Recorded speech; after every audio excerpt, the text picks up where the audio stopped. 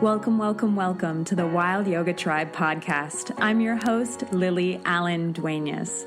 Together, we'll talk about the world of yoga and we'll talk to people from around the world. Join us for authentic conversations about the global yoga ecosystem, and we'll cover yoga philosophies and methodologies along the way. Inhale, exhale. We're about to dive in.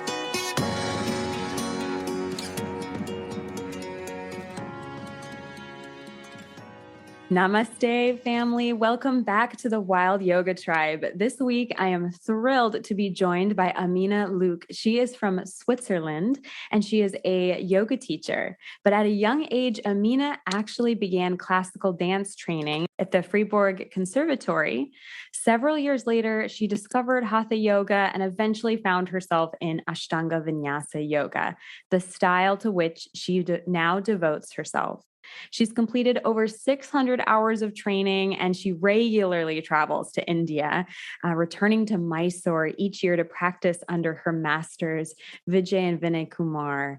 Amina is also a Reiki master and a full-time yoga teacher in Switzerland. So thank you so much, Amina, for joining me on the show today. Thank you, Lily. Thank you for the invitation. I'm so glad to meet you here. Me too. I'm so excited to have more laughter and share more stories. And so for all of our listeners can now tune in and hear all of the beauty in your story. I'd love to actually start just, Amina, with hearing about how your last year went ever since COVID hit. I know things really changed. So let's talk about that. Yes, exactly. So what happened exactly? I would say last February, I decided actually to do a teacher training of 2 weeks last year in Rishikesh, a pranayama teacher training at 14 days exactly.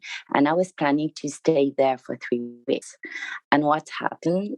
On the 16th of March, I was supposing to go back to Italy, to Milano, because I was flying from Milano airport. And so COVID pandemic started at that time, and I got kind of locked down and decided to stay.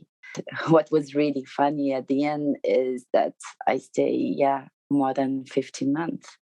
Oh, tell us more about what you did and what it was like to be in lockdown in India for 15 months. Like, to definitely paint us a picture. But I don't know, it's like just kind of crazy when you're asking, because actually it's been like only for a month that I just arrived here in Switzerland. It's been like just in June, and like when I just look back of the year, it's like was really kind of crazy, because I spent actually the first 10 months in Rishikesh. And at the beginning, I was thinking like, oh, no way. So I'm going to just stay just a little in Rishikesh. But the time just like went completely crazy. Wow. And what was it like to be in India for that long? I mean, it was like amazing, the experience, because I could first practice a lot. I've learned a lot of things every there. I could improve my chanting, other aspect of yoga, actually, philosophy a lot, because I was in India. So I just took the advantage to learn more. And the thing is, in India, it's different comparing to Switzerland. The energies are really stronger. So your practice is really more deep. And there's like this inner transformation that starts, you know. So I quite work out on myself, and I could also share my knowledge with the people there. So when we started to have a community, because we were like just a few that at the end just stay, in India. So there were like a small community that started to build in Rishikesh, and we started to share our knowledge to each other. That was really amazing. Wow. Was there a big community of people kind of also in lockdown who couldn't leave? Was there a big community there? Exactly. They couldn't leave. And the thing, depending on the countries, like I heard actually in Australia, they still really locked down now. So I remember I met like many Australian people, and they couldn't do anything. They were really locked down in India, and to just return in Australia, that was impossible. So we were like, at the beginning, I would say like 200 people. There were lots of satsang. We were like chanting together. There were like many things in Rishikesh. It was really nice. But more the month they were passing, people started just to go slowly back home. This year in April, there we were just a few that stay in India, and when the second lockdown started, lots of people just went back home. Yeah. And so after you were in Rishikesh, where else did you go? So I just went. I went to Goa because it was so cold, and I decided just to join the sun. So I went to Goa, and after that, I went to an ashram in Gokarna, and I stayed a little bit there. And after that, I went back to Mysore to see my teacher. So that was really amazing. So I could practice again with my teacher as I usually go with them. So I stayed like 2-3 months. And after that, it was the end of the season. And I was supposing to wait until the summer that they start again to practice with them again. But the thing what happened in between, they start the second lockdown. So that's why at that time I decided to return in Switzerland. Oh, that makes sense. I definitely did want to ask too, Amina, since you've studied Yeah. yoga so extensively in India and you've studied Yeah. with, some of the most profound living teachers in Mysore, like Yeah. BNS Iyengar, Yes, I wanted amazing. to ask, how do you feel that yoga in India differs from yoga in Europe or yoga in Switzerland, and what is offered or what is popular there? It's quite really different. I mean, like the teaching first are really different comparing to the Western style. For sure, they are more focused on the philosophy and the spiritual aspect in India, which I kind of like it. And I received like the teachings of BNS Iyengar, which was one of the students of Krishnamacharya, who was the father of the modern yoga of nowadays. And I remember at that time, because he's not teaching anymore now, but at that time it was really amazing just to be in front of a legend uh, like him, and he has such a really strong knowledge. But I would say like the spiritual aspect of yoga is really more enhanced in India comparing to Europe. In Europe, style, we are more focusing on details and more in anatomy, which is really interesting. And I think like having the both aspects are really interesting. But being in India, when you receive teachings and when you go to train over there, I think like the first thing, which is the most important, is the discipline. I would say more not discipline, but more devotion. They teach you how to be more devoted to the practice in the spiritual sense. So here in Europe and in the West, it's more like, oh, I go to yoga every Yes, Monday night, or yes, oh, I exactly. go to As yoga. gymnastic. Yeah, so Hmm. it's just kind of randomized, or you're. Exactly. So there, you think they Exactly. teach you how to incorporate it as a discipline and a devotion in your daily life. Yes, exactly, and more in a lifestyle. That's actually the meaning of yoga is actually like for sure they have like yoga how helps you to increase your health, how to help you to build muscle, everything for sure. But beside those side effects, I would say there's all the spiritual path. You do some yoga to reach samadhi, the enlightenment, if I would say, if we take it back, yeah, like the sutras, from Patanjali, or the 8 limbs or the 8 famous limbs. You do yoga to reach one final goal, which actually in Western, you don't find this. We just like stop in the asana aspect, and we just like is only the postures, which we are missing all the other aspects of yoga. And moreover, I'm just speaking of one way of yoga, because you have different yoga, like Bhakti yoga of devotion or Karma yoga, like the different one. But we are just only using the asanas way of the 8 limbs, and that's it.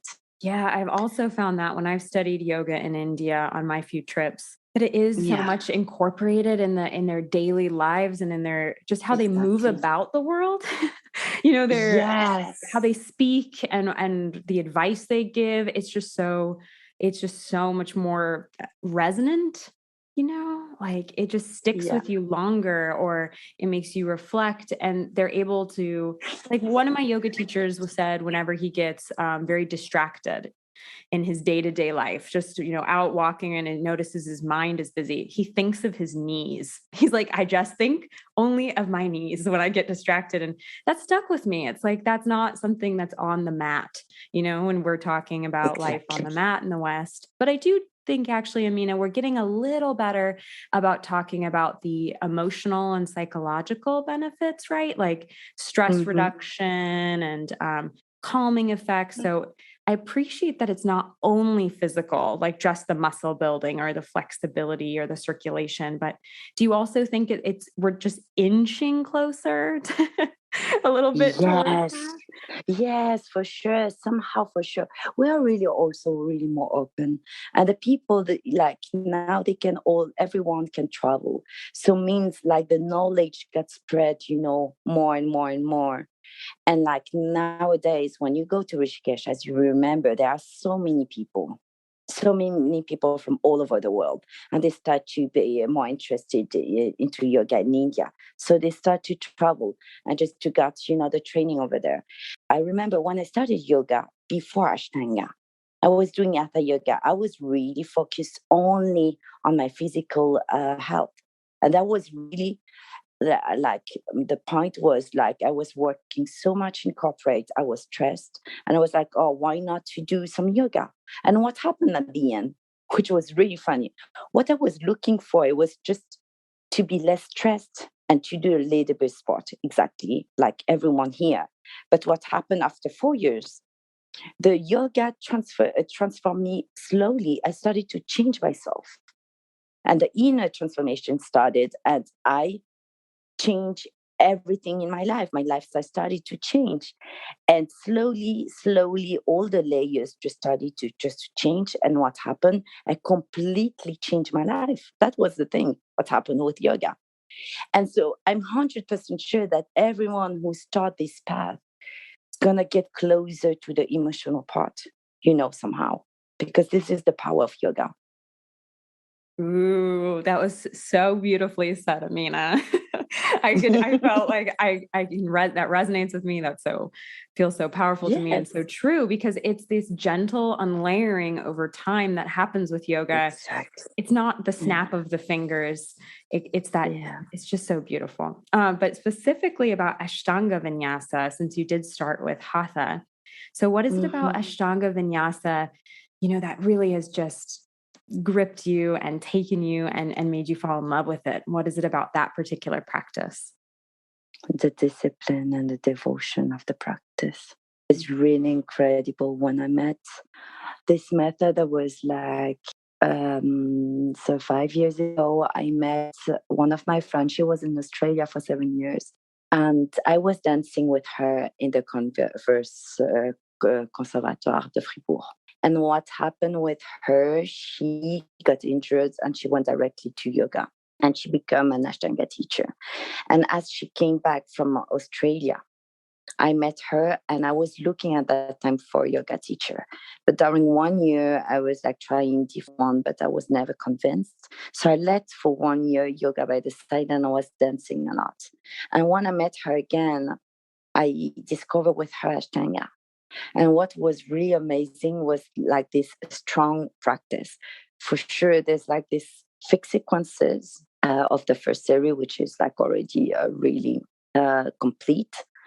And when I started the Mysore style, meaning like I was like practicing every day, that started like really my inner transformation. Having to practice every morning and going to the shala at 6, I started to change my lifestyle. And I get really stick on this practice, on this method, because I really see in a short moments and a month that I started to change completely, and I could see everything differently. My body started to change. And I was like, the practice is so strong that it gives you this, like a lot of power and a lot of strength. For our listeners who maybe have never heard of Ashtanga Vinyasa or tried it, could you talk just a little bit about the background of it? Yes, so it was like at the time, so in 1920, when Krishnamacharya, so the father of the modern yoga, came in Mysore. So he has like several students, and they were like three main students. So two people knows about BKS Iyengar, which developed the Iyengar style, and there were Pattabhi's Joyce, which had the opportunity to develop the Mysore style, Ashtanga Vinyasa yoga. So Ashtanga Vinyasa yoga are a fixed sequences with a four main series, or depending actually on the people, but some people they say six and some people say four. Anyway, so he just developed this, so it's like comparing to other styles. So you start always with the sun salutation, and after you do always, so the standing postures and then the sitting postures, and you do every time the same postures from the beginning until the end.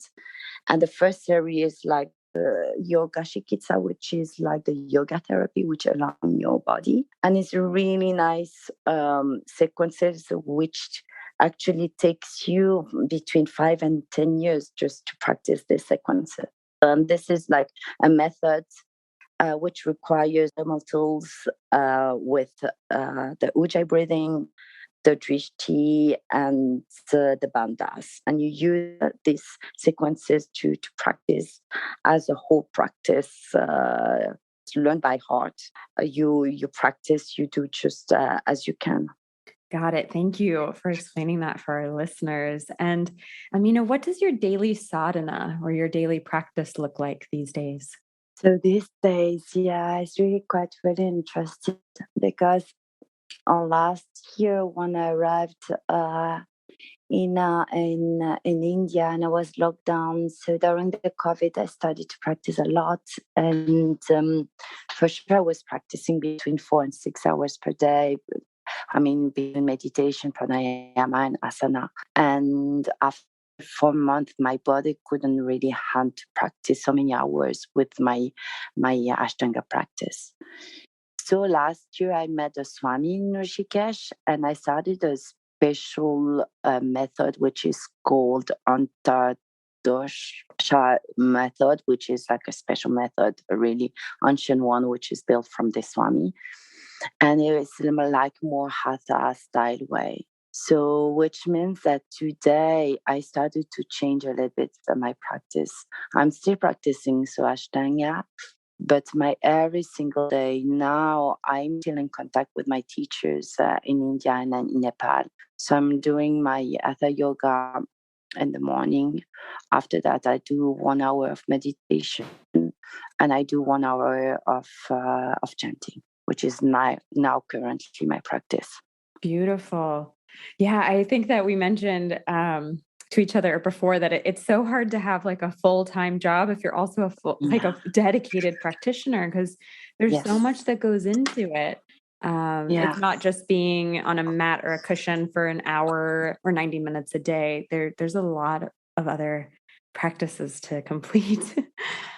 So Mm. much, and that requires so much time. And now I just like slow down a little bit because in Switzerland we start to enter in winter, so it's quite also hard for the body. I'm feeling that I'm really into a transition, which I have to find out also the balance of my practice. So that's why I'm following my teachers, and I'm more working on a personal level actually, and more with my chakras and what I really require now. So, for our listeners who are also, yoga practitioners as well, but don't have such a dedicated relationship with with a teacher, how important do you feel that student-teacher relationship is in yoga? I think like we are all, teachers and students to each other. And teachers are more here as a balance to find, your inner path. I mean, if you find a teacher who resonates with you at the moment, this is really wonderful. And I think it's possible to have a teachers for many years for sure. But it's also possible to meet, some people just for some few moments. And I used to go before the COVID. I was traveling a lot, meeting different teachers. I chose those teachers because I really felt in the same vibration with them. But I'm really convinced, like, depending on how you are growing, like in the period, it will change the relation with the teacher. So I think, like, it's really depending on everyone. But it's great if you can find someone who can help you to to show you like the path of yoga. This is for me really important. Absolutely. It is. And I'm glad you mentioned that the student is the teacher and the teacher is the student. And it's just this Yeah, beautiful exactly. circular, cyclical, like it's just relationship of you have to remain open to your teachers being everywhere. Yes, exactly. And I think, what I really noticed is like, it's always interesting to choose teachers where with who you want to learn like special things for sure. But at the same time, it's really nice to meet other teacher. And every time when I was having, classes outside with anyone, I could always learn something because we are all teachers to teachers, which I found really amazing because even like, for example, is like someone who never taught before. I always learn something from the person because it can be like maybe not from the asana point of view, but more in the human way, how she is. And I found like really beautiful in yoga classes how you can notice that. Yeah, absolutely. And the teachers can also be sometimes our biggest challenging people in our Yes, lives. yes, exactly. Yes, and we are like always, it's all about sharing yoga. And I found really amazing when we can share all together, our knowledge and how we can grow all together. And yeah, it's really this, which I found really amazing because we actually practice everyone. I mean, in the world, we have a link is with yoga. I mean, all the practitioner, and we can share with everyone something in common, which is yoga in different way and points of view. And I found really amazing this. That's such a good point. That we all are, I mean, everything is connected. We all are connected, but by having that connection of yoga, it's even kind of a little deeper thread that runs through it. So, Amina, what has been, do you think, your most inspirational moment that you've experienced, either in, as the role of a teacher or a student, but in yoga? What do you think has been your most inspirational moment? I mean, like, so for both, anyway, how powerful yoga can be, really. I mean, when you can see as a teacher in one class, when you give like the opportunity or when you give like like the discovery of yoga to someone you completely new, and you can see the change after 1 hour. I feel like this is really amazing, and sometimes you can see the journey of the person during 1 hour who is just letting down completely into the practice. And sometimes you can see like all the emotions that come out and all the big release through practice. I find really this amazing. Sometimes in my self practice, I had like a really incredible sensation that I could never experience with anything in the world. I mean, I could go really, really far away with pranayama, for example. I just went in a deeper layer that I couldn't even really explain. And that was really amazing. Yeah, that's that sometimes that feeling of like leaving yourself completely. Yes, exactly, exactly. Leaving yourself. Yeah, I couldn't find the word. Exactly, leaving yourself.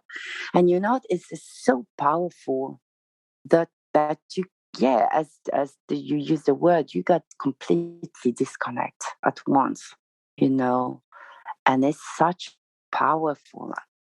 I mean, it's really like this settled layer that you can reach sometimes. It gives you like a really an opening to another level, and that starts, to yeah to gives you like the opportunity to go further in you, you know. Yes, I do. It doesn't happen for sure every day or every week or even Yes, every month, but when it exactly. happens, Yes, it's just yes. a wave. In, Phew. yeah, exactly. It's rare, but the times that when it happened, it was really for me. I was like, "What is happening?" And sometimes you just think like I'm crazy or not. But you know that it is true. At the same time, it's really interesting. Yeah, it does. You wonder, wait, what just happened? As you said, it's like that when you come back, you immediately like, what Yes, just happened? and then what happened? And you just like connect to your body again, and you're like, "What is this?" Yeah, this is this flow of energy that goes really strong. And somehow, like I don't like to also to put so many words, but when and encounter, like these energies, which people call this kundalini, on those, this is like really another level, which is really amazing. Absolutely, me too. So, Amina, I know it's a challenging question, but I do ask Yes. all my guests. Yes, tell me. I know this is the tough one. Everyone always is like, "Oh man," but I'm uh, ready. what is your personal definition of yoga? The connection of your inner source, inner essence. Because in this society of nowadays, we're so functioning with the mind, and we don't even realize what we are doing.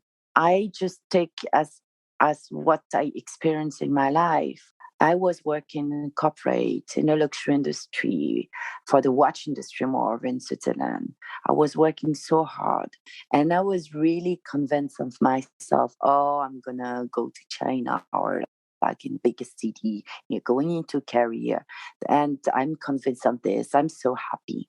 And that was all this mind that I just created, all the barriers, because the society showed me how to be successful, how to an identity in this world, I would say. And when I really realized that I wasn't even me with all this build that I created the past years. And that was really with yoga that I actually started to get to know who I was. After that, when I started to get this connection, I was like thinking, okay, I can go like really deeper with me. So who am I? And I was like practicing a lot, doing like different practices, discovering more yoga, understanding the texts, meeting people, teachers, spiritual people, and can understand what was beyond the meaning of yoga and all of this. And I started to get connected with me. More I was practicing, more I was going away of what I was building in my life. And I just realized more and more how I can go closer to myself. And that was really with yoga, like discovering all first. I mean, the first layer was the sensation, how to breathe, how to connect with my body, because I was not aware of my body. Even I was dancing a lot. I mean, it doesn't mean that dancing brings you the awareness, the complete, I would say, awareness of your body. And there's also beyond the body and the mind, there's this connection of your source, of your heart, I would say.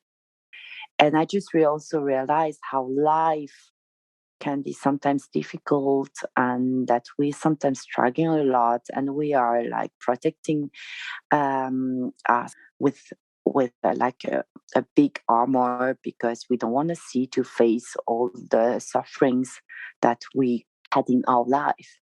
But with yoga, you can really start to go deeper and to explore this part of yourself that you cannot see.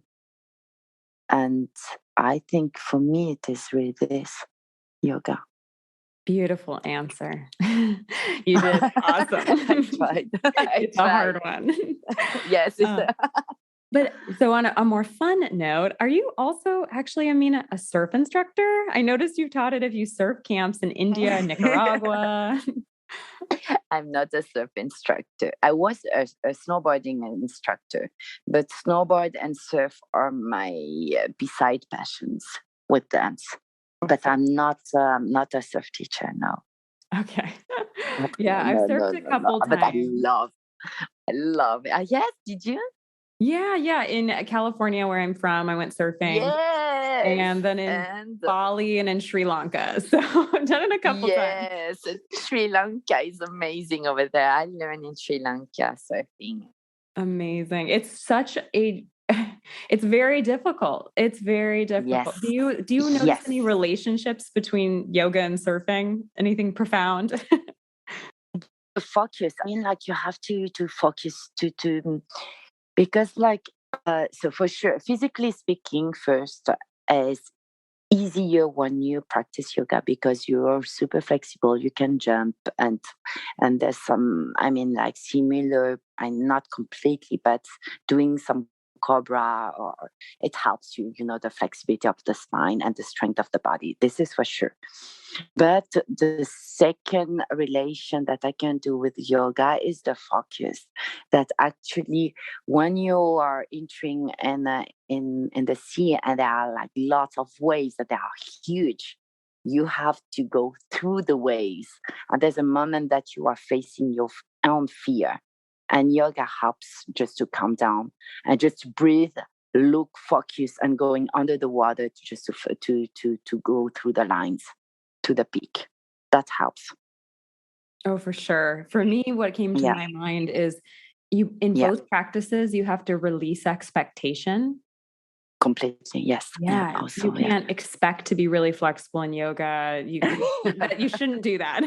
And in surf, if you expect to, perfectly catch every wave, or that it's going to be easy that day, or if you have any, it's not fun. If you do it that way. Yes, the expectation is good. Yeah, you're right, completely. So, Amina, if any of our listeners want to find you online or check out any retreats you're offering or that are coming up, what's a good way for them to find you? So you can find me on my website, aminayoga.com, or Amina Yoga on Facebook, on Instagram. I will link to everything Amina mentioned in the show notes here, wherever you're listening to podcasts, as well as on my website, wildyogatribe.com. So thank you, Amina, so much for joining me today. It's been such a joy to be with you. Thank you very much, Lily, for invitation and everything. That was really amazing to spend this time with you. My conversation with Amina Luc was so fun, and she is filled with so much light and laughter, and it comes through every minute of our time together. I hope that this conversation gave you a deeper look into yoga in India compared to yoga in the West, specifically in Europe. And we talked about the discipline and the devotion of Ashtanga Vinyasa yoga, and about inner transformation. We even talked about teachers being everywhere. You don't have to go looking for them. Thank you so much, dear listener, for being with us here today. Be well.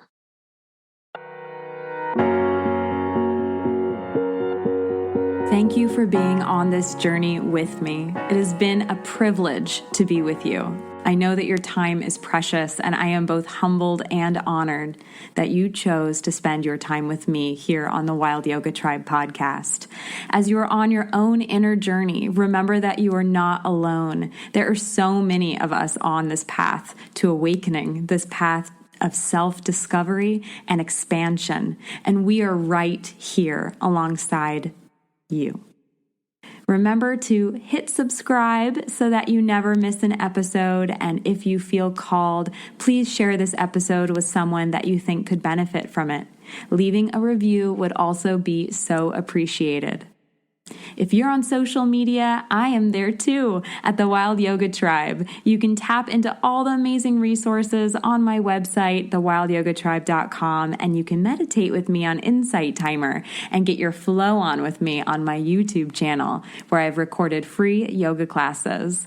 If you would like to schedule a private yoga or meditation class with me or a coaching session, you can find the link to do so to book in the show notes or on my website. Again, thewildyogatribe.com. Thank you once again, dear listener, for being with me. May your day be light and bright. May you be peaceful and happy and led on the right path, free of suffering and free of sorrow. Be well, dear one. Be well.